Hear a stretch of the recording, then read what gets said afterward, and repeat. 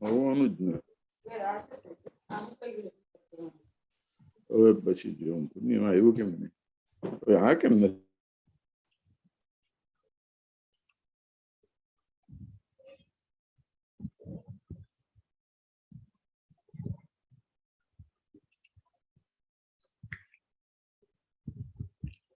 નમો અરહંતાણમ નમો સિદ્ધાણમ નમો વાયર્યાણમ નમો વજ્જાયાણમ નમો લોય સવ્યસાહુડમ મંગલમ ભગવાન વીરો મંગલમ ગૌતમો ગણી મંગલમ કુંદ કુંદાર્યો જૈન ધર્મોસ્તુ મંગલમ સર્વ મંગલ માંગલ્યમ સર્વ કલ્યાણકારકમ પ્રધાનામ સર્વ ધર્માણામ જૈનમ જયતુ શાસનમ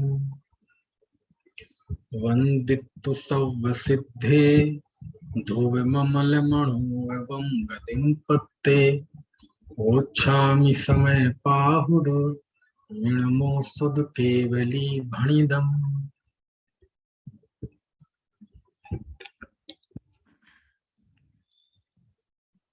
समय सार गाथा 19 कल पढ़ रहे थे.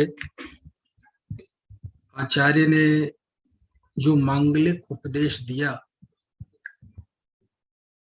उससे आनंदित होकर प्रश्न उठता है कि हे आचार्य देव, ये जीव कब तक इस आनंद से वंचित रहता है.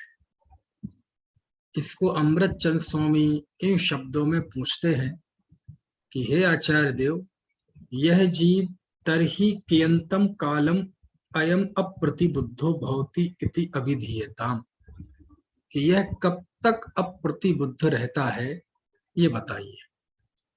है ना.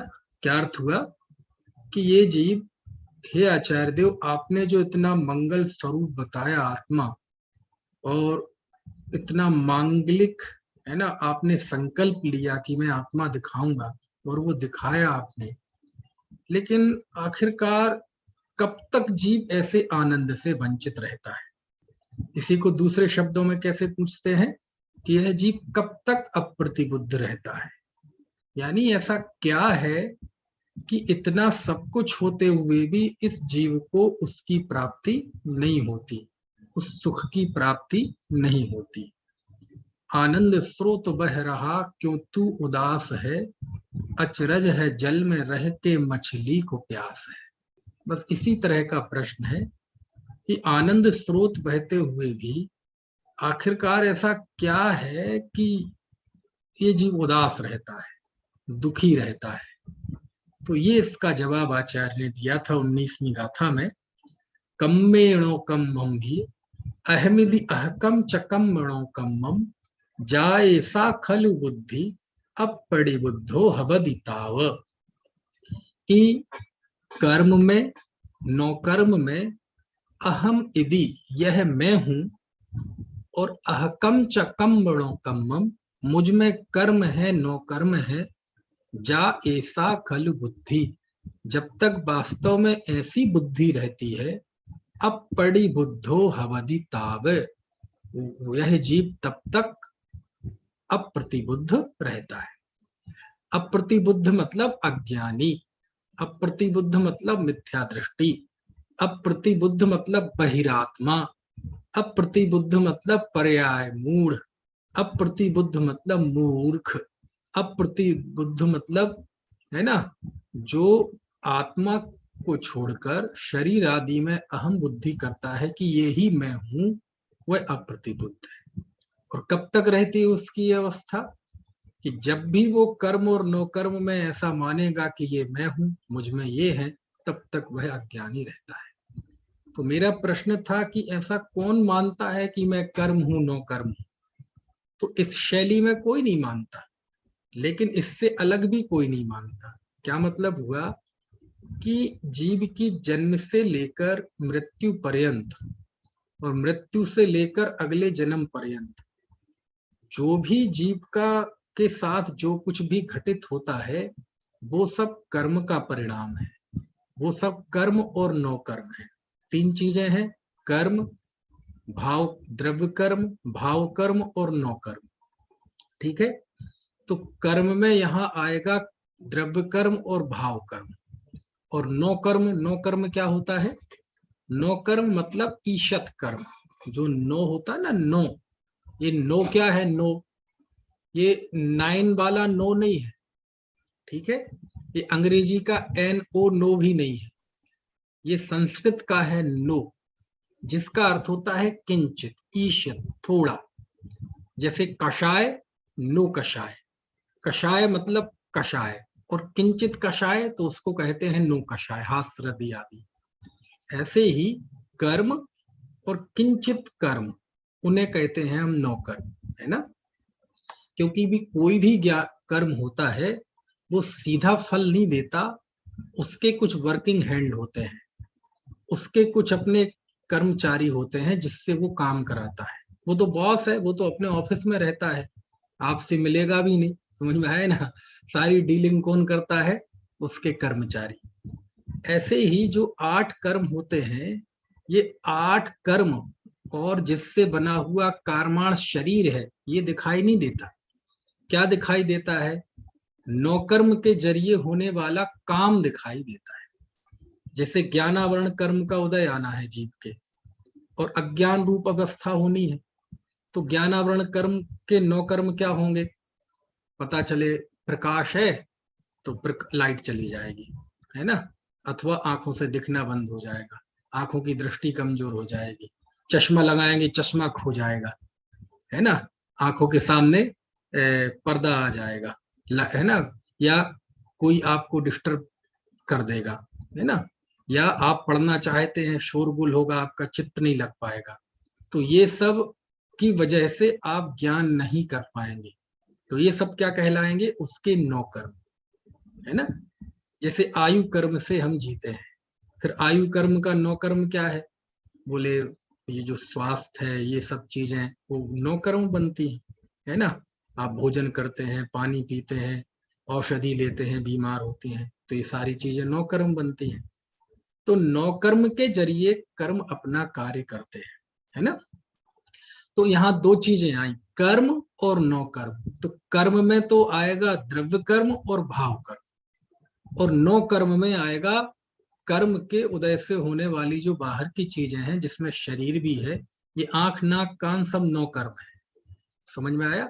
शरीर से संबंधित जितनी बाहर की चीजें हैं, पत्नी, बच्चे, रुपए, पैसे, मकान, धन, जायदाद, राष्ट्र, है ना, प्रांत, गांव, नगर, देश, खेत, मकान, ये सारी चीजें कहलाती हैं 9 कर्म। ठीक है? तो द्रव्य कर्म में ज्ञानावरण, दर्शनावरण, मोहिनी, वेदनी, आयु, नाम, गोत्र, ये 8 कहलाते हैं द्रव्य कर्म। ठीक है? और इनमें भी मोह के उदय से जो जीव के मोहराग देश रूप भाव होते हैं, वो कहलाते हैं भाव कर्म। और रुपए, पैसे, मकान, शरीर, नगर, देश, गांव, ये कहलाते हैं 9 कर्म। ठीक है? समझ में आ गई बात को? और द्रव्य कर्म, भाव कर्म, 9 कर्म, इन तीनों का एक नाम है कर्म। तीनों का एक नाम क्या है? कर्म। ठीक है? अब चूंकि यहां 9 कर्म को अलग से ले लिया, इसलिए कर्म में हम 2 चीजें ले लेंगे। कौन कौन सा? द्रव्य कर्म और भाव कर्म। और 9 कर्म चूंकि अलग से लिया ही है, यानी जो ये मानता है कि द्रव्य कर्म में हूं, भाव कर्म में हूं, 9 कर्म में हूं, या मुझ में द्रव्य कर्म है, मुझ में भाव कर्म है, मुझ में 9 कर्म है, जब तक जीव ऐसा मानता है तब तक वह जीव अप्रतिबुद्ध रहता है। अब मैं कर्म हूं, 9 कर्म हूं, मतलब क्या है? तो देखो कर्म के उदय से क्या क्या अवस्था बनती है ना? खास तौर से जब हम अघाती कर्मों की तरफ जाते हैं, क्योंकि सारा जो जीव का संसार है वो इन्हीं के उदय में जो चीजें मिलती हैं उसमें अपनत्व करता है।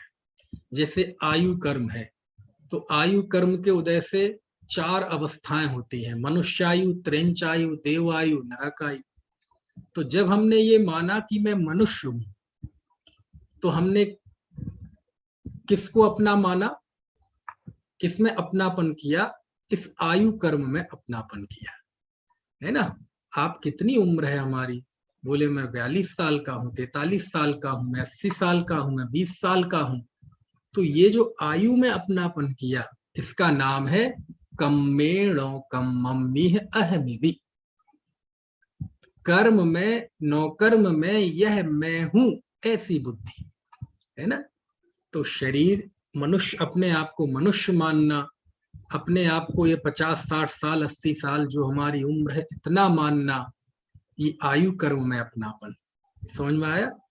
अब ये नाम कर्म के उदय से शरीर की विविध अवस्थाएं बनती है ना। मैं 5 फुट 8 इंच का व्यक्ति हूं, ये नाम कर्म में अहम बुद्धि है। मैं गोरा हूं, काला हूं, ये नाम कर्म में अहम बुद्धि। मैं रूपवान हूं, मैं कुरूप हूं, मैं बहुत काला हूं, मैं बहुत गोरा हूं, ये नाम कर्म में अहम बुद्धि। समझ में आया ना।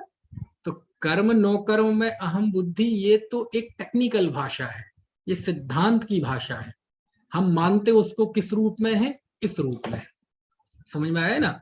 कोई गोरा होता है तो अपने आप को ये मानता है कि मैं तो बहुत गोरा हूं, मैं सुंदर हूं। यदि कोई काला हो तो अपने आप को काला मानता है, और फिर वो कालेपन, ये वो उसे लगता है कि मैं इसलिए दुखी हूं कि मैं काला हूं, जबकि वो काला है इसलिए दुखी नहीं है। समझ में आया ना। वो इसलिए दुखी है कि वो अपने आप को काला मानता है। समझ। अच्छा, काला है तो क्या हुआ, काला व्यक्ति क्या नहीं कर सकता दुनिया में, है ना। सम्यक दृष्टि नहीं हो सकता, मुनि बन सकता, अरहंत नहीं हो सकता, अरे तीर्थंकर तक हो जाते हैं, मोक्ष नहीं हो सकता। बताओ कौन सी संभावनाओं की कमी है। लोक में भी देखा जाए तो काला आदमी क्या नहीं हो सकता, सब कर सकता है। लौकिक सफलताएं, कुरूप से कुरूप व्यक्ति राष्ट्रपति बन सकता है, प्रधानमंत्री बन सकता है, कलेक्टर बन सकता है ना, जज बन सकता है, प्रोफेसर हो सकता है, डॉक्टर हो सकता है, क्या नहीं हो सकता। लेकिन बस उसके अंदर ये हीन ग्रंथि पड़ी रहती है लोक की दृष्टि से। और धर्म की दृष्टि से तो कोई रंग भेद है ही नहीं, क्योंकि रंग जो होता है वह नाम कर्म की अवस्था है। अब नाम कर्म का उदय होता है तो जुगनू चमकता है, नाम कर्म के उदय से तोता हरा होता है, नाम कर्म के उदय से, है ना। और पशु देखो, कोई सफेद है पशु, कोई काला है, कोई नीला है ना। तो ऐसे ही अपने साथ है। तो अपने आप को गोरा, काला, मोटा, पतला, ठिंगा ऐसा अनुभव करना, यानी नाम कर्म मैं हूं, ऐसी बुद्धि। समझ में आए। इसका नाम है कम्मेणो कम्मम्मिह अहमिति, है ना। अहकम च कम्मणो कम्मम, दोनों ही तरफ से लो कि मैं मनुष्य हूं, मुझ में मनुष्यपना है। ये दोनों ही, है ना, एक ही बात को कहने के एक तरह से दो तरीके हैं। वैसे दो अलग अलग बुद्धियां हैं, है ना, लेकिन एक ही बात है। समझ में आया ना। दोनों कहने के तरीके, लेकिन जहां एक है तो वहां दूसरी बुद्धि तो होनी ही है। ये मैं हूं या मुझ में ये है ना, ये दोनों तरफ से कथन है। ऐसे ही गोत्र कर्म के उदय से जीव उच्च गोत्र वाला होता है अथवा नीच गोत्र वाला होता है। तो देखो, मैं अच्छे कुल वाला हूँ, आप मेरे पिताजी को जानते हैं, मैं उनका बेटा हूँ, मैं उनका, है ना, बेटा हूँ। माँ का नाम लेना, मैं उनका बेटा हूँ। मेरे मामा को जानते हैं आप, मेरी नाना को जानते हैं। तो ये कदाचित पुण्य के उदय से वह जीव अच्छे परिवार में पैदा हुआ, तो उस पर अहंकार करना, है ना, इसका नाम क्या है, कर्म में अपनापन करना। समझ में आए ना। नो कर्म में अपनापन करना है। ज्ञानावरण कर्म के उदय से जीव के अज्ञान रूप अवस्था होती है, वो जान नहीं पाता, जल्दी याद नहीं होती, चीजें भूल जाते हैं। तो ये अनुभव करना, अरे रे मुझे तो याद ही नहीं होता, लोगों को देखो कितना ज्ञान है, कितना अध्ययन है, मुझे तो कुछ आता ही नहीं है, मैं तो अज्ञानी हूँ, मेरी तो बुद्धि बिल्कुल जीरो है, कुछ भी याद नहीं है मुझे। ऐसा अनुभव करना, इसका नाम है कर्म और नो कर्म में यह मैं हूं, ऐसा अनुभव करना। क्यों? क्योंकि अज्ञान रूप अवस्था ये ज्ञानावरण कर्म के उदय रूप अवस्था है। अज्ञान में आपका कुछ नहीं है, ज्ञानावरण कर्म के उदय से अज्ञान रूप अवस्था होती है, और उसमें हमने ये माना कि मैं अज्ञानी हूं, तो आपने ज्ञानावरण कर्म में अहम बुद्धि की। समझ में आया ना। ऐसी मोहिनी कर्म के उदय से जो भाव होते हैं, मोह राग द्वेष रूप भाव हुए, मैं रागी, मैं द्वेषी, मैं पापी, मैं पुण्यात्मा। समझ में आए ना? थोड़ा सा पाप भाव आ जाए तो अरे रे मैं गलत है, मैं तो पापी हो गया। थोड़ा सा पुण्य का भाव आ जाए, ओहो मुझसे बड़ा तो कोई धर्मात्मा ही नहीं है। 2-4 घंटे पूजन भक्ति हो जाए तो व्यक्ति फूला फूला फिरता है, ऐसा लगता है कि जैसे मैंने कोई बहुत बड़ा कार्य कर लिया हो। इसका नाम है कम्मेणो कम्मम्मी अहमिति अहकम च कम्मणो कम। समझ में आए ना? यानी यदि जीव अपने ज्ञायक भाव में अहम बुद्धि नहीं करता है तो जिसमें भी करेगा वो कोई ना कोई कर्म, भाव कर्म या नो कर्म होगा। क्यों? क्योंकि और आपको एकत्व बुद्धि करने के और कोई स्थान है ही नहीं। समझ में आए ना? ऐसा है, वेदनी कर्म के उदय से कुछ अच्छा मिल गया, कुछ रुपए पैसे कमा लिए, कुछ समाज में इज्जत हो गई, कुछ लोग मालाएं पहना दी, तो उसे ऐसा लगता है कि मैं तो बहुत बड़ा सेठ हूँ, मैं तो बहुत बड़ा श्रेष्ठी हूँ, मैं तो बहुत बड़ा दानवीर हूँ, मैं तो बहुत पैसे वाला हूँ, मैं बहुत बड़ा विद्वान हूँ, देखो दुनिया में मेरा कितना यश है। कहते हैं इसका नाम है कम्मेणो कम मम्मी है अहमिदी अहकम च कम्मेणो कम। समझ में आया ना? ऐसा थोड़ा सा रोग हो गया शरीर में, ओ हो मैं तो बर्बाद हो गया, लुट गया, ये बीमारी मेरे शरीर में आन पड़ी है, कब ठीक होगी, कैसे आ गई, ये कहां से आ गई है? इसका नाम है कम्मेणो कम मम्मी अहमिदी अहकम च कम्मणो कम। समझ में आ रही है बात? है 2-4 लोगों ने धोखा दे दिया, अरे कितने बुरे लोग हैं ये, सब स्वार्थ के सगे हैं, जब काम था तो सब जी हुजूरी करते थे, आज सबने धोखा दे दिया, बहुत बेकार है ये दुनिया। कम्मेणो कम मम्मी है अहमिदी अहकम च कम्मणो कम, इसका नाम है। समझ में आए ना? साता पुण्य के उदय में फूल जाना और पाप के उदय में दुखी हो जाना, ये है कर्म के उदय में अपना मानना। समझ में आया ना? तो ये जो सारी स्थितियां बनती हैं, मैं सुखी दुखी मैं रंग कराओ, मेरे धन ग्रह वो धन प्रभाव, मेरे सुत तिये में सबल दीन, बेरूप सुभग मूरख प्रवीण। समझ में आया ना? है जग में जिसको निज कहता मैं, वह छोड़ मुझे चल देता है, मैं आकुल व्याकुल हो लेता, व्याकुल का फल व्याकुलता है ना? तो मुझे लगता है अब आप भली भांति समझ गए होंगे कि कर्म और नो कर्म में अपनापन का अर्थ क्या है। 8 कर्म, उनके उदय से होने वाली जीव की अवस्थाएं और उसके उदय के साथ होने वाली शरीर आदि बाह्य 9 कर्म, इन सबको अपना मानना, इसी को कहते हैं अप्रतिबुद्धता, इसी को कहते हैं बहरात्म दशा, इसी को कहते हैं अज्ञान दशा, इसी को कहते हैं दुख, इसी को कहते हैं क्लेश, इसी को कहते हैं संताप, इसी का फल है आकुलता और इसी का फल है अनंत संसार। तो हे आचार्य देव, आपने इतना मांगलिक रास्ता बताया, आखिर हम उस मांगलिक आनंद की प्राप्ति क्यों नहीं कर पाते? बोले इसलिए नहीं कर पाते कि जब तक जीव इन पदार्थों में अपनापन करता रहेगा, यानी शरीर, रुपए, पैसे, मकान, धन, जायदाद में अपनापन करता रहेगा, तब तक उसे आत्मिक सुख की प्राप्ति नहीं होगी। इस बात को आचार्य इन शब्दों में कहते हैं कि कर्म और नो कर्म मेरे हैं, मुझ में कर्म नो कर्म है। जब तक ऐसी बुद्धि रहती है तब तक जीव अप्रतिबुद्ध रहता है। कुछ बात समझ में आ रही कि नहीं? ऐसा ठीक है। अब आचार्य को बतलाने में इतने में तसल्ली नहीं हुई। अब आचार्य देव इसको और थोड़ा बताते हैं, इसको और थोड़ा और खोल के रखते हैं कि इतने में भी समझ में ना आए तो क्या होती है अज्ञानी की परिणति, कौन होता है ज्ञानी, कौन होता है अज्ञानी, वो आगे की 3 गाथाओं में बताया। गाथा 20, गाथा 21, गाथा 22। ठीक है, तो देखो जरा तीनों गाथाएं पढ़ते हैं हम।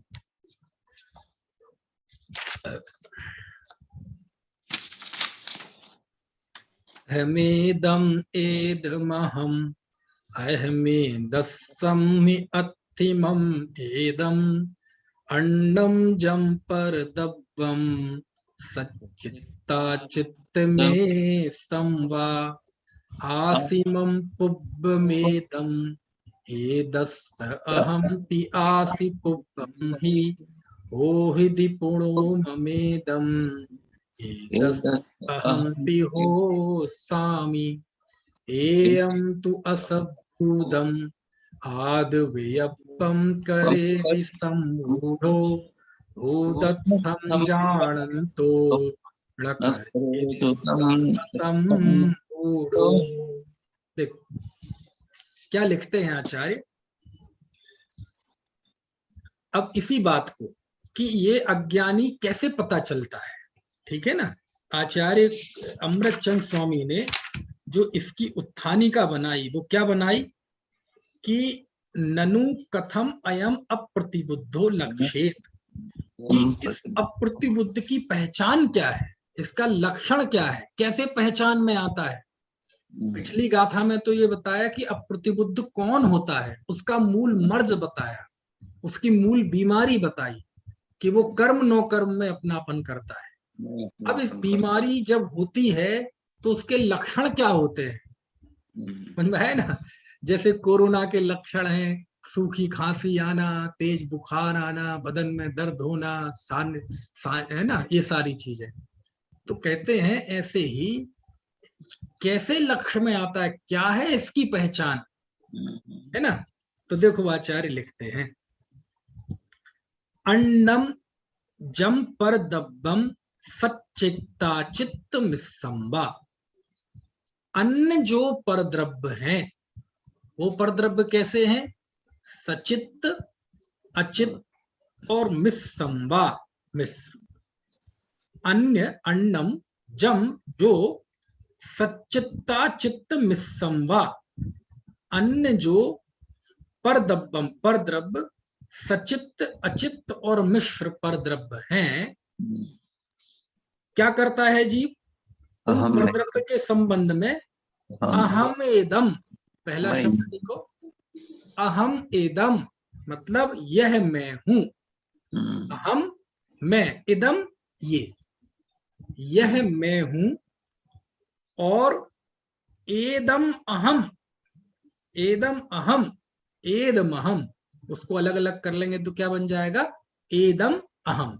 एदम अहम मतलब ये मैं ये हूं, अथवा यूं कहें ये द्रव्य मुझ स्वरूप है। अहम इदम यह मैं हूं, एदम अहम ये मुझ स्वरूप है, ठीक है, दोनों तरफ से लिया। और अहमेदस्सम्मि, अहमेदस्सम्मि, समझ गए, आपको गाथा में दिख रहा है कि नहीं, पहले तो ये बताओ। अहम एतत् मैं यह हूं, एदम अहम यह द्रव्य मुझ स्वरूप है, ठीक है। अहम अहमेदस्सम्मि मैं इसका हूं, अत्थिमम एदम यह मेरा है, ठीक है। देखो दो बुद्धियां हैं इसमें, एक होती है एकत्व बुद्धि और एक होती है ममत्व बुद्धि। एकत्व बुद्धि मतलब यह मैं हूं, और ममत्व बुद्धि मतलब यह मेरा है, मेरा। दोनों में फर्क समझ में आया। ये शरीर मैं हूं ये एकत्व बुद्धि, ये शरीर मेरा है ये ममत्व बुद्धि, ठीक है। और दोनों तरफ से लें तो अहम इदम एदम अहम, यह मैं हूं, ठीक है, और यह मुझ स्वरूप है, ये एकत्व बुद्धि। अहमेदस्सम्मि, अहमेदस्सम्मि मतलब मैं इसका हूं, और अत्थिमम एदम यह मेरा है।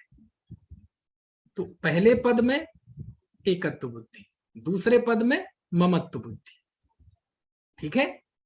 कौन, तो उसका जवाब दूसरी लाइन में, अन्नम जम पर दब्बम सच्चित्ता चित्त मिस्संबा। अन्न जम पर दब्बम, अन्न जो सचित्त अचित्त मिश्र परद्रव्य है, यह मैं हूं, ये मुझ स्वरूप है, मैं इनका हूं, यह मेरे है, ठीक है, अभी ये वर्तमान की बात। फिर अगले छंद में देखो लिखते हैं आसीमम पुब्बमिदम। क्या मतलब हुआ? आसीमम पुब्बमिदम मतलब ये पूर्व काल में मेरे थे, ये पूर्व में मेरा था। ये पूरा एक वचन लिया है, सच तिच मिश्र, ये सब मिला के परद्रव्य कहा। तो कहे ये पूर्व में मेरा था, और एदस्य अहमपि आसी पुब्बम ही, क्या मतलब हुआ? इसका मैं भी पहले था। देखो तो ये परद्रव्य मेरा था, मैं भी इसका पहले था, दोनों तरफ से लिया। और हो हृदि पुरो ममेदम, हो यह भविष्य में मेरा होगा। एदस्य अहम भी हो सामी, मैं भी भविष्य में इसका होऊंगा। अरे रे, देखो तो देखो तो देखो तो है। तीनों काल में लिया आचार्य ने। ये मैं हूं, ये मुझ स्वरूप है, ये मेरे हैं, मैं इनका हूं। ये वर्तमान में, पूर्व में ये मेरे थे, मैं इनका था, भविष्य में ये मेरे होंगे, मैं इनका होऊंगा। क्या लिखते हैं आचार्य? एयम तु असभ्रूदम। अरे रे, इस प्रकार से यह जीव असभ्रूदम, असभ्रूदम मतलब मिथ्या, असभ्रूदम मतलब असद्भूत, झूठे, एकदम काल्पनिक, है ना। आद व्यपम, आत्म विकल्प करेदि, करता है। इस प्रकार ऐसे झूठे आत्म विकल्प करता है। सम्मूढ़ो, वह सम्मूढ़ है, वह जीव अज्ञानी है, अप्रतिबुद्ध है, मूर्ख है, दुखी है, पतित है, पापी है, दुरात्मन है, क्लीब है ना। ऐसा समझ गए? सम्मूढ़ो, सम्मूढ़ो मतलब वह मूर्ख है, अज्ञानी है। अब देखो इतनी 5 लाइनों के बाद कह रहे हैं कि ये मूर्ख है। पूछा था ना कि ननु कथम अयम अप्रतिबुद्धो लक्ष्येत, यह अप्रतिबुद्ध की क्या पहचान है, ये कैसे लक्ष्य में आता है, इसकी पहचान क्या है, इसका लक्षण क्या है? तो कहते हैं ये सचित्त, अचित्त और मिश्र द्रव्य। अब ये सचित्त मतलब कौन? सचित्त मतलब हम आपकी दृष्टि से कहें तो स्त्री पुत्र मकान बेटा बेटी नौकर चाकर, ये सब है सचित्त। चित्त मतलब जीवत, जीव सहित। तो जो सचित्त है तो है ना, ये सचित्त हो गए। अचित्त कौन हो गए? दुकान, मकान, है ना, गाड़ी, है ना, कपड़े, लैपटॉप, मोबाइल, ये सब हो गए अचित्त। और मिश्र क्या हो गए? मिश्र मतलब कोई नगर, कोई कंपनी। अब कंपनी में जैसे आपकी कोई कंपनी है, दुकान है, तो उसमें वो जड़ पदार्थ भी है और उसमें काम करने वाले नौकर चाकर भी हैं, तो वो सब मिला के कंपनी होती है, फ्रेंचाइजी होती है, मॉल होता है, तो वो कहलाते हैं मिश्र, जिसमें सचित्त और अचित्त दोनों ही है। समझ गए? तो सचित्त, अचित्त और मिश्र मतलब स्त्री पुत्र मकान धन जायदाद, ये सचित्त। शरीर, रुपए, पैसे, ये अचित्त। और नगर, कंपनी, फ्रेंचाइजीज, ये सब हो गए मिश्र। इनमें ये मैं हूं, ये मुझ स्वरूप है, ये मेरे हैं, मैं इनका हूं, पहले मैं इनका था, पहले ये वस्तुएं मेरी थी, भविष्य में मैं इनका होऊंगा, भविष्य में ये मेरे होंगे। देखो तो ऐसी कल्पना है। एयम तु असभूदम, इस प्रकार से असभूदम, ऐसे झूठे, आद व्यपम, आद मतलब आत्मा, व्यपम मतलब विकल्प, ऐसे आत्म विकल्प करता है, यानी आत्मा के संबंध में ऐसी झूठी बुद्धियां वो अंदर में पाले रहता है। आद व्यपम करेदी, ऐसे झूठे आत्मकल्प करता है। कौन? सम्मूढ़ो, वह अज्ञानी है, मूर्ख है, मिथ्या दृष्टि है। समझ में आया ना? तो हे आचार्य देव, अब कृपा करके ये बता दीजिए कि ज्ञानी क्या करता है। तो आचार्य लिखते हैं, भूदत्थम जानंतो, आहा, जो भूतार्थ का ज्ञाता होता है, जो वास्तविकता को जानने वाला होता है, जो हकीकत को जानने वाला होता है, जो सम्यक ज्ञानी होता है, ऋणा करे दूतम, वह तो उनको नहीं करता। किनको? उन झूठे आत्म विकल्पों को। असम्मूढ़ो, वह जीव मूढ़ नहीं होता, यानी वह जीव ज्ञानी होता है। तो 5 लाइनों में यह बताया कि वह अप्रतिबुद्ध कैसे पहचाना जाता है, और अंतिम 6वीं लाइन में 22वीं गाथा की दूसरी पंक्ति में यह बताया कि भैया जो ज्ञानी होता है, समझदार होता है, विवेकी होता है, वह ऐसे झूठे आत्म विकल्प नहीं करता। अब ये आपके हाथ में है कि आप क्या बनना चाहते हैं। अज्ञानी बनकर दुखी रहना चाहते हैं, डूबे रहना चाहते हैं क्लेश में, अथवा ज्ञानी बनकर खुशहाल होना चाहते हैं। समझ में आ रही है बात? है क्या गाथाएं हैं देखो। है? पढ़ो एक बार गाथाएं, फिर से मिलके पढ़ते हैं। गाथा पढ़ पढ़ के इसका थोड़ा सा रस लो। देखो, अहमेदम एद, अर्थ समझते जाना आप, ठीक है? एक बार फिर से कर दूं अर्थ, फिर पढ़ते हैं। अंडम जम पर दब्बम सच्चित्ता चित्त मिस्संबा, अन्य जो सचित्त, अचित्र और मिश्र पर द्रव्य हैं, उनमें अहम इदम, ये मैं हूं, एद महम, ये मुझ स्वरूप है, अहम एदस्सम्मी, ये मेरे हैं, अत्थिमम एदम, मैं इनका हूं, आसीमम पुब्बेदम, ये पहले मेरे थे, अहम पी आसी पुब्बम ही, मैं भी इनका पहले था, हो हिदि पुड़ो ममेदम, भविष्य में ये मेरे होंगे, यह मेरा होगा। वो होंगे होंगे बोलने में आ रहा है, एक वचन है होगा, है ना? और एदस्त अहम भी हो सामी, मैं भी इसका होऊंगा। एयम तू, अरे ऐसे तो, इस प्रकार से तो, असभूदम, ऐसे झूठे, आद व्यपम, आत्म विकल्प, करेदी, करता है, सम्मूढ़ो, वह मूर्ख होता है, अज्ञानी होता है।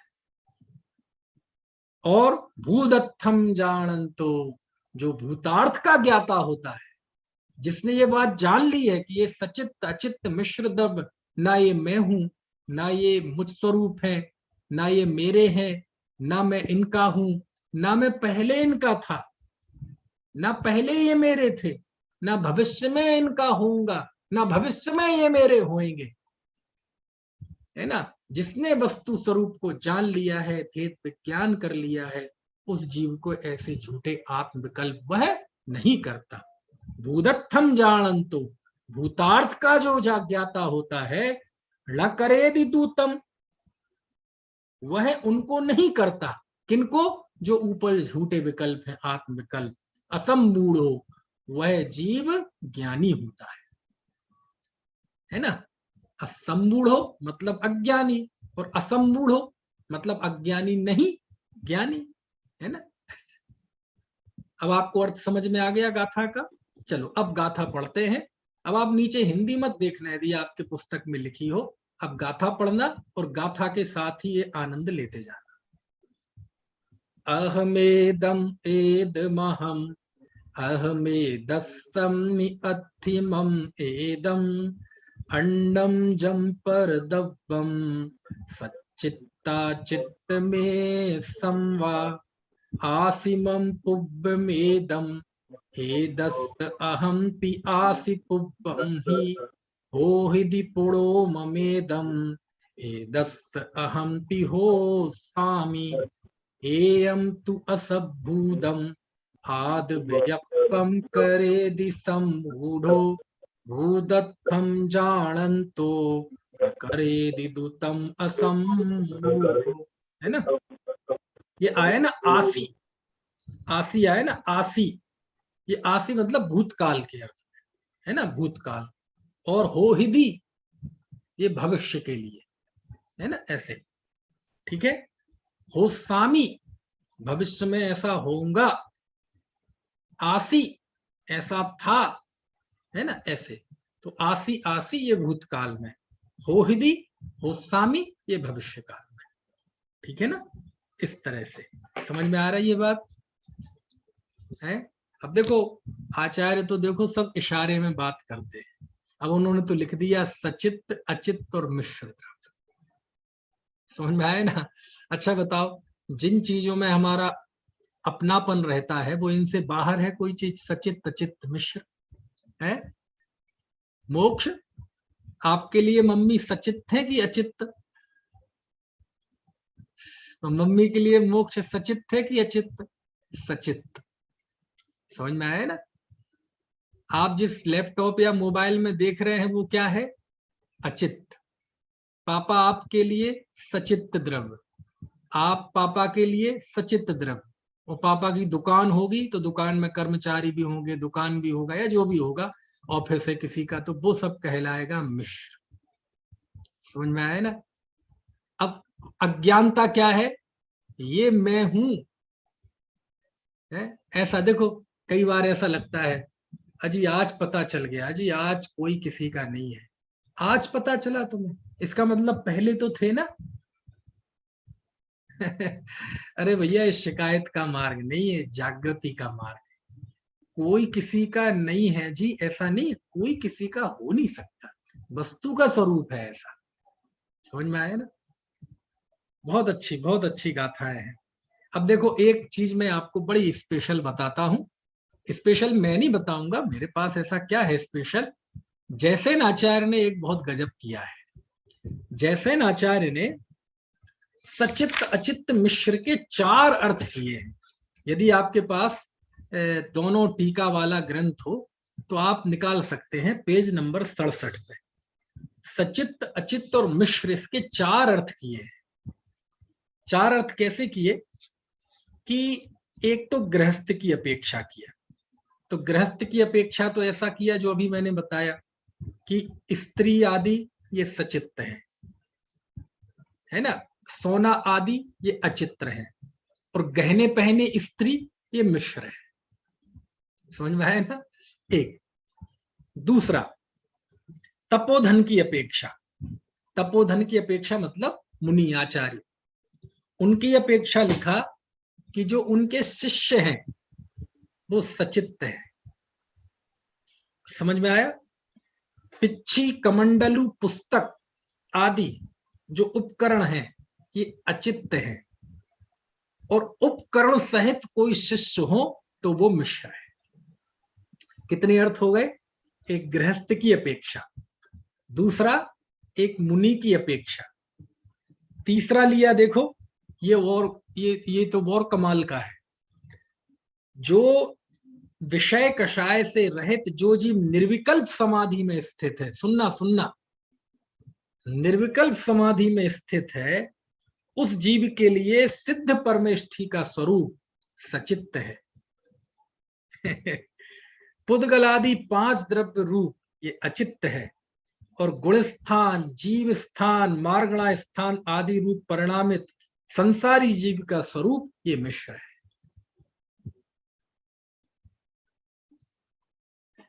है। और चौथा और लिया है ना, ये 3 ही लिए बस। एक किसकी अपेक्षा? गृहस्थ की अपेक्षा, एक मुनि की अपेक्षा, और एक निर्विकल्प समाधि में स्थित जीव। अब ये जैसेन आचार्य का अपना एक विशिष्ट अनुराग है, क्योंकि आचार्य को तो यहाँ बहिरात्मा की बात करनी है। समझ में आया ना।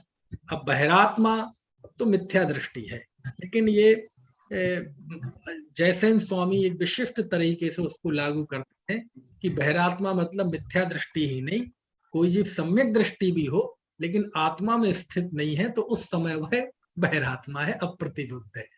कोई निर्विकल्प समाधि में स्थित है तो ठीक है, निर्विकल्प समाधि में नहीं है स्थित तो वह जीव अभी अप्रतिबुद्ध ऐसा एक विशिष्ट अर्थ आचार्य जयसेन स्वामी करते हैं। देखो आपको इसका आनंद दिलाते हैं, आपको शेयर करता हूं मैं, आप खुद अपनी आंखों से देखेंगे तो बहुत अच्छा रहेगा।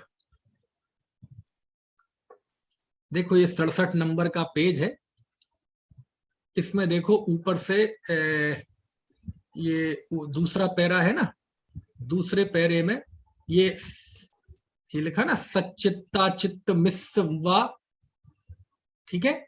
इसके आगे देखो इसका अर्थ इन्होंने किया है, दिख रहा है आपको, शेयर हो रहा है।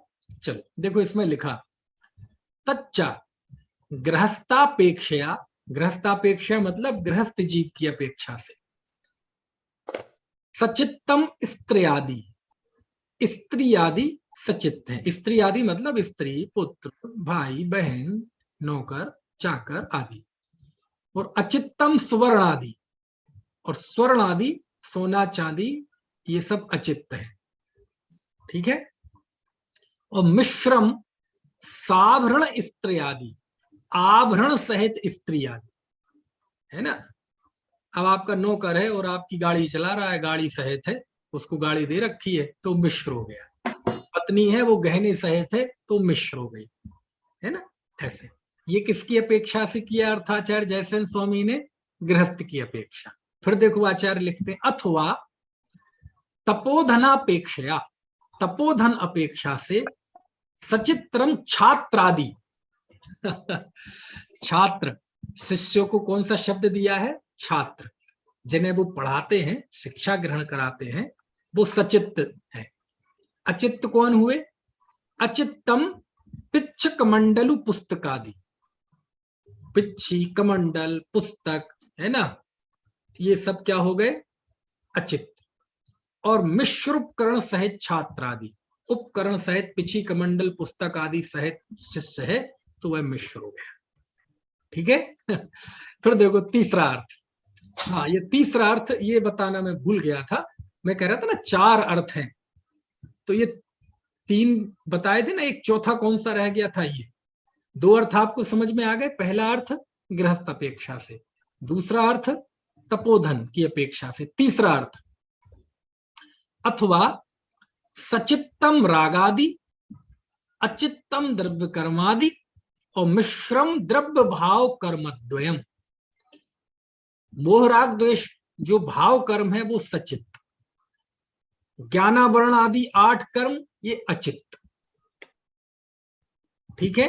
और द्रव्य कर्म के उदय से हुए भाव कर्म, तो द्रव्य कर्म भाव कर्म दोनों मिलकर क्या कहलाएंगे? मिश्र।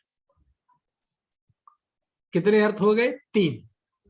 अब चौथा अर्थ, विषय कषाय रहित निर्विकल्प समाधिस्थ, यानी विषय कषाय से रहित निर्विकल्प समाधिस्थ पुरुषापेक्षया, जो जीव निर्विकल्प समाधि में स्थित है, निर्विकल्प समाधि सुन के वहां मत चले जाना आप, सल्लेखना, मरण जीवन का अंतिम समय। समाधि मतलब जो जीव आत्म स्वरूप में स्थित है उसी को समाधि बोलते हैं। समाधि का हर जगह अर्थ वो अंतिम समय से नहीं है।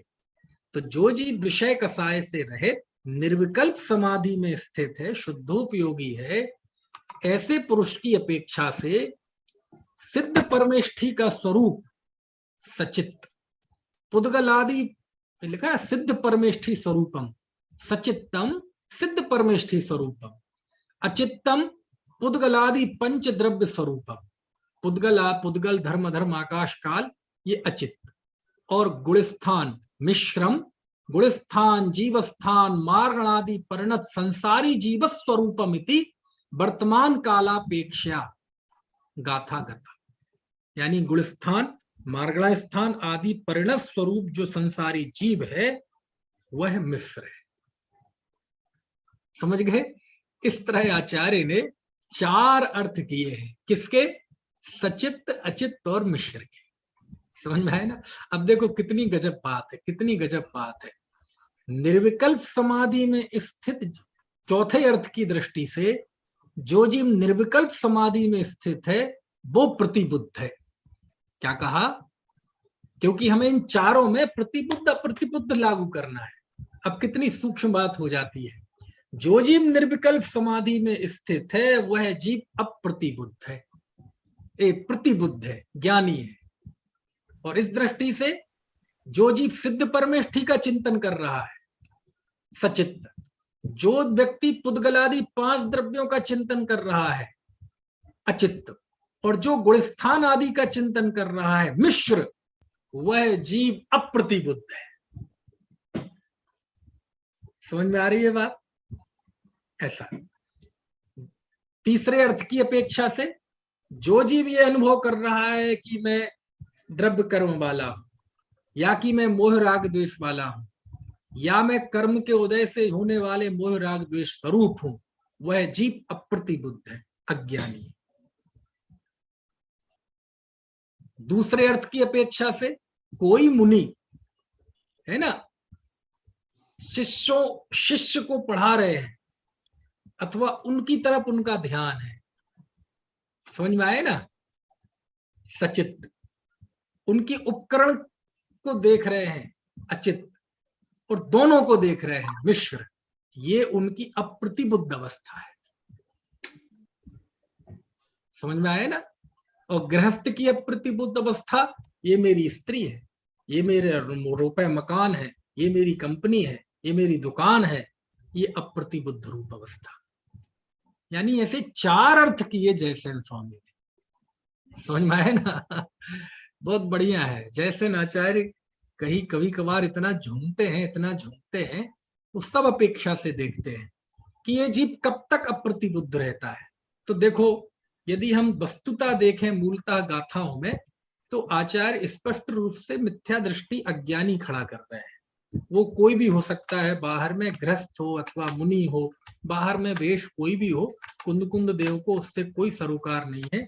वो तो सीधे इस ट्रैक पर चल रहे हैं कि हे आचार्य देव, आपने जो इतना मांगलिक आत्मा का स्वरूप बताया, इससे वंचित क्यों रहता है जी? तो कहते जब तक कर्म नो कर्म में अपनापन रहेगा तब तक जीव वंचित रहेगा। कैसे पहचाने इसका कर्म और नो कर्म में अपनापन है? तो कहते सचित अचित मिश्र द्रव्य को, ये मैं हूं, ये मुझ स्वरूप है, ये मेरे हैं, मैं इनका हूं, पूर्व में ये मेरे थे, मैं इनका था, भविष्य में मैं इनका होऊंगा, ये मेरे होंगे, ऐसे झूठे आत्म विकल्प करता है, वह मूर्ख होता है, अज्ञानी होता है। और ज्ञानी ऐसे आत्म विकल्प नहीं करता। तो मूलतः तो बात मिथ्या दृष्टि और सम्यक दृष्टि की है, बहिरात्मा और अंतरात्मा की है। लेकिन इस गाथा में के टीका में आचार्य जयसेन ने सचित अचित मिश्र के 4 अर्थ किए। एक गृहस्थ की अपेक्षा, एक मुनि की अपेक्षा, एक निर्विकल्प समाधि में स्थित जीव की अपेक्षा, और चौथा कोई जीव विशिष्ट की अपेक्षा न करके ऐसा कि द्रव्य कर्म ये सचित, भाव कर्म मोहराग द्वेष के परिणाम ये सचित्त हैं, 8 कर्म ये अचित्त हैं, और द्रव्य कर्म सहित भाव कर्म ये मिश्र है। ऐसा अर्थ करते हैं। और जयसेन आचार्य ने स्वयं ही जो पहले आई है एक गाथा, 2 गाथाएं ऐसी थी जो अमृतचंद आचार्य की टीका में नहीं थी, जयसेन आचार्य की टीका में थी। और उसमें उन्होंने स्वयं, ये देखो आप 19वीं गाथा की टीका में स्वयं आचार्य ने अप्रतिबुद्ध का अर्थ किया है स्वसंवित्ति शून्य बहिरात्मा। क्या अर्थ किया है? स्वसंवित्ति शून्य बहिरात्मा। देखो मैं बताता हूं आपको, आपके पास यदि ग्रंथ हो तो आप 62 पेज निकालिए जरा।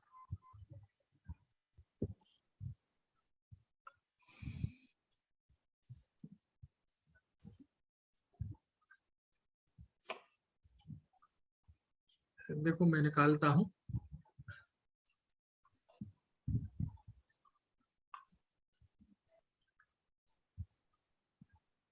बस उसमें अब आपको दिखा ही दूं, जैसे आचार्य ने स्वयं अर्थ बहिरात्मा किया है ना। तो ये जो अर्थ किया, ये उनका विशिष्ट अनुराग समझना चाहिए, है ना।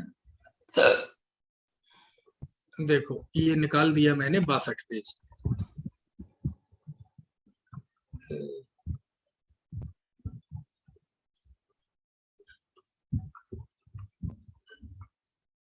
देखो ये 62 पेज में आप देखो, नीचे से ये तीसरी लाइन है संस्कृत वाली, दिख रही है आपको? अपड़ी बुद्धो, इसका अर्थ वो करते हैं अप्रतिबुद्धा स्वसंवित्ति शून्यो बहिरात्मा। अप्रतिबुद्ध शब्द का अर्थ क्या किया है आचार्य ने? आत्म संवित्ति से रहित बहिरात्मा। ठीक है, ये कौन से पेज पर है? 62 पेज पर है। 19वीं गाथा की जो टीका है, जो अपन ने पहले पढ़ी, कम्मेणो कम मम्मी है अहमिदी अहकम च कम्मणो कम्मम जाय ऐसा खलु बुद्धि अपड़ी बुद्धो हबदी ताव, कि वह जीव तब तक अप्रतिबुद्ध रहता है। तो अप्रतिबुद्ध का अर्थ क्या किया आचार्य जयसेन स्वामी ने? अपड़ी बुद्धो अप्रतिबुद्धा स्वसंवित्ति शून्यो, आत्मा के संवेदन से रहित शून्यो, स्वसंवित्ति शून्यो बहिरात्मा। साफ साफ लिखा है ना बहिरात्मा, है ना विनीत भाई साहब, आपको दिख रहा है बहिरात्मा? तो आचार्य ने स्वयं उसका अर्थ बहिरात्मा किया है। और बहिरात्मा का अर्थ देखो मिथ्या दृष्टि ही होता है, समझ में आया ना? इसमें कोई संदेह नहीं। लेकिन जैसे आचार्य ने थोड़ा सा, है ना, उसको थोड़ा सा और है ना अर्थ करते हुए, एक जीव वो ले लिया जो मिथ्या दृष्टि है, एक वो जीव ले लिया जो मिथ्या दृष्टि नहीं है, सम्यक दृष्टि है, लेकिन पर निर्विकल्प समाधि में स्थित है ना? अब निर्विकल्प, अब कितनी बड़ी बात है देखो, कभी कभार सोचने पर मजबूर हो जाता हूं मैं। निर्विकल्प समाधि में स्थित जीव को यदि वह जीव सिद्धों का चिंतन कर रहा है, तो आचार्य जयसेन स्वामी कह रहे हैं वो अप्रतिबुद्ध है।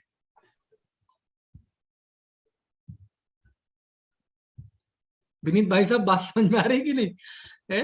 क्योंकि उनके लिए वो सचित्त है। यदि कोई निर्विकल्प समाधि में स्थित जीव निर्विकल्प समाधि को छोड़कर द्रव्य गुण पर्याय का, उत्पाद वैध्रोभ का, पुद्गल के स्पर्श रस गंध वर्ण धर्म धर्म आकाश काल द्रव्य लोक का विचार कर रहा है, जिसे हम लोक भावना कह रहे हैं तो जयसेन स्वामी कह रहे हैं वह जीव अप्रतिबुद्ध है उस काल में।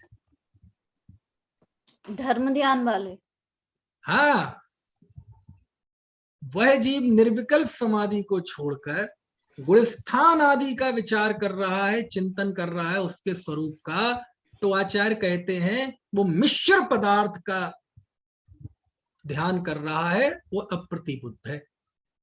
ऐसा इसका मतलब क्या है? इसका मतलब यह है कि भैया आचार्यों का तो ये आदेश है कि आत्म स्वरूप में स्थिर रहना ही सबसे निरापद स्थान है, सबसे निरापद स्थिति है, जहां कोई आपदा नहीं है, जहां किसी भी तरह का कोई संकट नहीं है। क्या है संसार? उपयोग आत्मा से बाहर जाना ही संसार है। क्या है मुक्ति? उपयोग का आत्मा में संलग्न होना ही मुक्ति है। बस जैन धर्म 2 लाइन में है, उपयोग है ना, आत्मा में संलग्न होना, बस यही मुक्ति है। दुख क्या है, संताप क्या है, संसार क्या है, चतुर्गति परिभ्रमण क्या है? बस उपयोग आत्मा से बाहर जाना, बस यही उसकी दुर्गति है। तो क्या है आत्मा का कार्य? आत्मा ज्ञाता है, बस ज्ञाता रहे, बस ये उसका कार्य है। ऐसा जयसेन स्वामी कहना चाहते हैं कि जो जीव जहां है, जिस स्थिति में है, वह जीव आत्मा में रहे, बस ये उसकी प्रतिबुद्ध दशा है, ये उसकी ज्ञान दशा है, तभी वह आनंद में है। संकट से रहे थे, जेठ श्रेणी की सुरक्षा में है जी, दुनिया की कोई भी ताकत उसे दुखी नहीं कर सकती। और यदि वो आत्मा की सीमा से बाहर गया तो कोई दुखी क्यों करेगा? तुम स्वयं दुखी होगे। समझ में आया ना?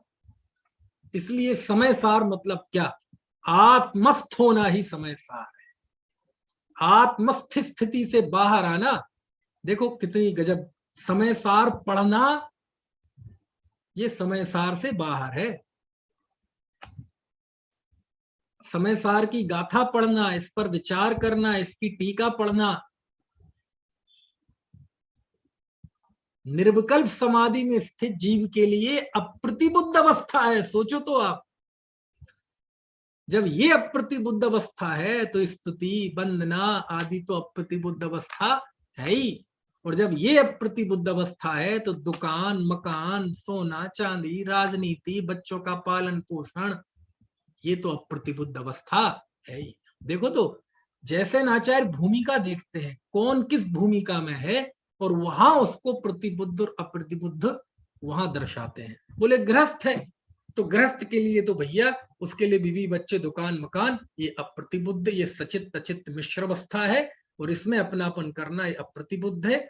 आत्मा में अपनापन करना ये ज्ञान दशा है।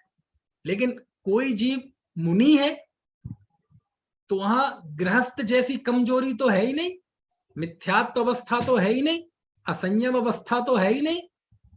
अब तो वहां उनके लेवल से बात होगी ना, तो उनके लिए अप्रतिबुद्धता क्या है? बोले शिष्य को पढ़ा रहे ना ये अप्रतिबुद्ध अवस्था है।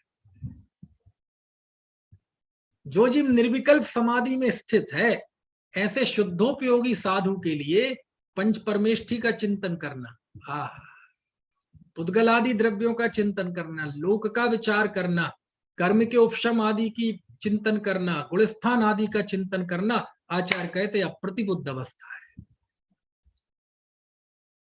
आप किस भूमिका में है उससे निर्धारित होगा कि आपके लिए क्या अच्छा है और क्या बुरा है। समझ में आया ना? जैसे नाचार्य ऐसी भूमिकाएं निर्धारित करते हैं। क्यों? ये भाई साहब एक चीज पूछनी थी, एक तरफ तो कह रहे कि निर्विकल्प और फिर कहते हैं आत्मा में विकल्प। कैसे? एक तरफ तो कहा कि निर्विकल्प समाधिग्रस्त, ठीक है, फिर उसमें बोल रहे कि आत्मा में विकल्प भी आ रहे, तो उत्कृष्ट विकल्प है मगर विकल्प तो है, तो फिर निर्विकल्प ही नहीं बोले उनको? नहीं, आद निर्विकल्प स्थिति से यदि छूटेगा तो विकल्प होंगे। अब वो जो भी विकल्प होंगे, वो सिद्ध परमेष्ठी का विकल्प कर रहा है, अथवा पुद्गलादि द्रव्यों का विकल्प कर रहा है, अथवा गुणस्थान आदि का विकल्प कर रहा है, वो सारे विकल्पों को वो अप्रतिबुद्ध अवस्था कहते हैं। आत्मा के विकल्प, आत्मा की तो स्थिरता होती है। आत्मा के विकल्प के बारे में जो भी करेंगे वो सब आगमाश्रित विकल्प होते हैं, है ना? आपने कहा मैं अरूपी हूँ तो शास्त्र से जाना अरूपी हूँ, मैं अनंत गुणों वाला हूँ तो शास्त्र से जाना अनंत गुणों वाला हूँ। उसमें कोई भी विकल्प, है ना, आत्मा के नजदीक नहीं है। आत्मा के नजदीक और दूरी ये सब भाषा की बात है। आत्मस्थ अवस्था ही प्रतिबुद्ध अवस्था है, बस, है ना? गृहस्थ की अपेक्षा, श्रद्धा और ज्ञान की अपेक्षा वह प्रतिबुद्ध है, और मुनि निर्विकल्प समाधि में स्थित जीव, है ना, शुद्धोपयोगी होने पर, निर्विकल्प समाधि में स्थित होने पर प्रतिबुद्ध है ना?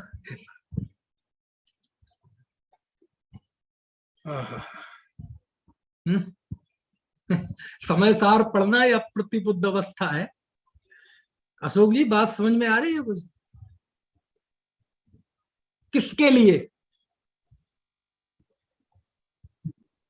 निर्विकल्प समाधि में स्थित जीव के लिए अभी जिसे ABCD नहीं आती और वो ये मानने लगे कि ये समय सार पढ़ना तो निर्विकल्प अप्रतिबुद्ध अवस्था है, मत पढ़ो तो मत पढ़ो, तो क्या करोगे? यदि निर्विकल्प अनुभव वाले में जाके यदि छोड़ना चाहते तो छोड़ दो, लेकिन पता है तुम ये छोड़ के और पाप में जाओगे। समझ में आया ना? ऐसी बहुत अच्छा जैसे नाचार्य कहीं कहीं ऐसा आनंद देते हैं, ऐसा आनंद देते हैं कि भैया शास्त्र में सब बातें हैं, लेकिन आपको अपनी भूमिका निर्धारित करनी पड़ेगी कि आप किस भूमिका, समझ में आया ना, किस भूमिका में। ठीक है, चलो अभी समय हो गया है भैया जी। और ये नहीं समझ आए कि ये मेरे थे, मेरे रहेंगे, ये क्या चीज है? क्यों हम करते नहीं है ये रुपए पैसे? आप देखो, जैसे कोई पहले अमीर था, अब गरीब हो गया, तो उसको आज भी अकड़ रहती है कि भाई साहब वो मकान देख रहे हो, ये मकान देख रहे हो आप? बोले हाँ दिख रही बिल्डिंग। भाई साहब ये मेरा था। तो देखो अब नहीं है ना, लेकिन आज भी उसका टेस्ट है, उसको आज भी उसको उसकी अकड़ है, ये मेरा था। और कोई गरीब होगा, भाई साहब ये मकान देख रहे हो, ये दुकान देख रहे हो, चिंता मत करो, भविष्य में ये सब मेरी होने वाली है कुछ नहीं, भूतकाल में थी, आज नहीं है, भविष्य में होगी भी, पता नहीं, आज नहीं है, लेकिन उसके प्रति आसक्ति आज है वर्तमान में। वर्तमान की आसक्ति का परिणाम है कि भूतकाल की चीजों को भी वो कल्पना करता है, भविष्य की भी कल्पना करता है कुछ नहीं, समझ में आया ना? ऐसी कल्पना करता है कि ये मैं, अब देखो, जैसे कोई ये सब छोड़ दे, है ना, मान लीजिए कोई ये सब घर परिवार दुकान मकान छोड़ के कोई मुनि बन जाए, अथवा कोई त्यागी हो जाए, अथवा कोई सब कर दे, अरे तुम जानते नहीं मैं कौन हूं, तू बड़ी सेठ की अकड़ दे रहा है, बहुत बड़ा व्यापार था मेरा, तू ऐसे ही समझ रहा है। यदि ऐसा किसी को हो तो वो अकड़ नहीं गई ना। यही कारण है कि आदिनाथ चाहे 2 पत्नियों को छोड़ के जाए और शांतिनाथ कुंथुनाथ 96,000 पत्नियों को छोड़ के गए, और भगवान महावीर बिना कोई पत्नी को छोड़ के गए। तीनों में क्या फर्क है? कोई फर्क नहीं है। ग्रहण तीनों ने एक ही किया, शुद्धात्मा। बाहर से क्या छोड़ा इसका महत्व तो नहीं है। क्यों? वर्तमान में उसकी कोई उनको है ही नहीं है। शांतिनाथ कुंथुनाथ अरनाथ ये सोचते होंगे, देखो हम तो 96,000 छोड़ के आए, बासु पूज्य तो एक भी छोड़ के नहीं आए। ऐसा होता होगा? ऐसा नहीं होता।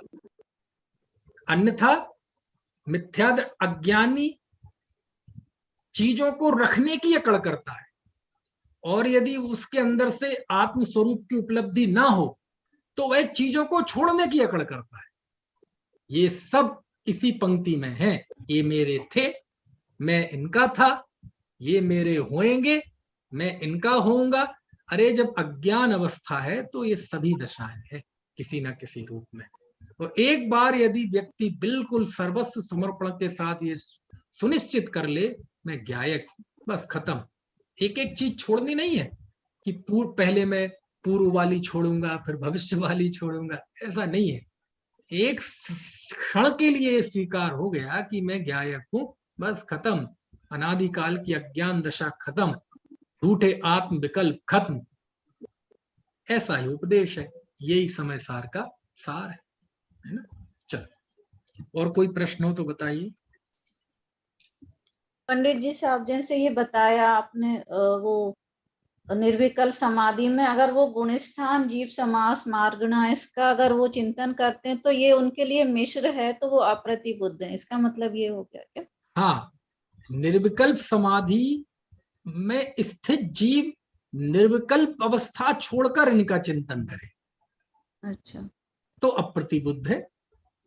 मतलब उनके लिए सिद्ध परमेष्टि का स्वरूप अगर वो चिंतन कर रहे हैं तो वो सचित्त में आ जाएंगे। सचित्त है वो, सचित्त मतलब अप्रतिबुद्ध में 3 लिए ना, सचित्त अचित्त मिश्र, तो वो सचित्त की कैटेगरी में आए। ये उनके लिए बता रहे हैं, मतलब 3 तरह के प्राणियों का अलग अलग तरह से। हाँ, 3 तरह के प्राणियों के लिए अलग अलग। ये उनका अपना विशिष्ट एक व्याख्या है, और उसको बहुत अच्छे से गंभीरता से उसको लेना चाहिए, है ना। मैंने पहले ये गाथा पढ़ी थी तो मेरे लिए ये शब्द ही होते थे, अभी थोड़ा समय बहुत बहुत धन्यवाद। ये समय सार की गाथाएं नहीं है, ये जीवन है, जीवन। एक एक गाथा में पूरा खोल के रख दिया है अज्ञानी को आचार्य। ये तो सूत्र है, इशारे में बात करते हैं कि ये मेरे थे, भविष्य में मैं। आप यदि 5 मिनट के लिए तत्व विचार के लिए बैठे तो इसी गाथा में ही तो होता है, या तो भूत का विचार या भविष्य का विचार। मैं ऐसा होऊंगा, मैं इतने रुपए कमा लूंगा, मेरा घर होगा, मेरा परिवार होगा, ये में होंगे। जितने पहले थे मेरे एरे थे, आज तो मैं बर्बाद हो गया। क्या मेरा जीवन था, क्या लोग सम्मान करते थे, है ना। और सब मेरे पास मोटर गाड़ी थी, आज नहीं है। होए थी तो उसकी अकड़, और नहीं थी, अरे मेरा जीवन तो ऐसे ही चला गया। जीवन में एक मकान नहीं खरीद पाए, एक साइकिल तक नहीं खरीद पाए। होने की अकड़, नहीं होने की दीनता, ये सब अप्रतिबुद्धता है। भविष्य में ऐसा करूंगा, ये भी अप्रतिबुद्ध दशा है। भविष्य में ऐसा नहीं हुआ तो अप्रतिबुद्ध अवस्था है।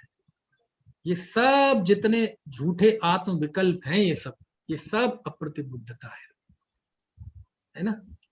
मतलब सिद्ध भगवंतों का भी विकल्प नहीं होना चाहिए क्या मन में? देखो बात चाहिए कि नहीं है ना। जो जीव निर्विकल्प समाधि में स्थित है वो सर्वोत्कृष्ट अवस्था है। अब वो यदि सिद्ध भगवान का चिंतन करेगा तो गिर के करेगा, है ना, इसलिए वो अप्रतिबुद्धता है, मतलब वो गलत। देखो पाप किसका नाम है? पाप, पाप किसे कहते हैं? पाप मतलब गिरना, पाप का अर्थ क्या होता है? गिरना, ठीक है। अब सिद्ध भगवान का चिंतन करे कोई निर्विकल्प समाधि छोड़ के, तो वो गिर के कर रहा है ना। 12वें नंबर की सीढ़ी है, 13वीं नंबर की सीढ़ी वाला 12वें नंबर की सीढ़ी पे आएगा तो गिर के आएगा, पीछे नीचे आएगा, और 11वें वाला चढ़ के जाएगा। तो निर्विकल्प समाधि में स्थित जीव सिद्धों का चिंतन करेगा तो गिरेगा, इसलिए वो अप्रतिबुद्धता है। समझ में आया? गृहस्थ सम्यक दृष्टि जीव आत्मा में अपनापन करके, आत्मा को अपना जान के, इस भाव को छोड़कर यदि रुपए पैसे में अपनापन करेगा तो गिर जाएगा, अज्ञानी हो जाएगा, मिथ्या दृष्टि हो जाएगा। समझ में आया ना? तो इस ऐसे सब लगाना चाहिए, ठीक है। समझ में आया कि नहीं? चलिए तो अब समाप्त करते हैं, समय ज्यादा हो गया है। अनंत धर्मस्तत्वं पश्यन्ति प्रत्यगात्मनः अनेकांतमयी मूर्तिर्नित्यमेव प्रकाशताम्।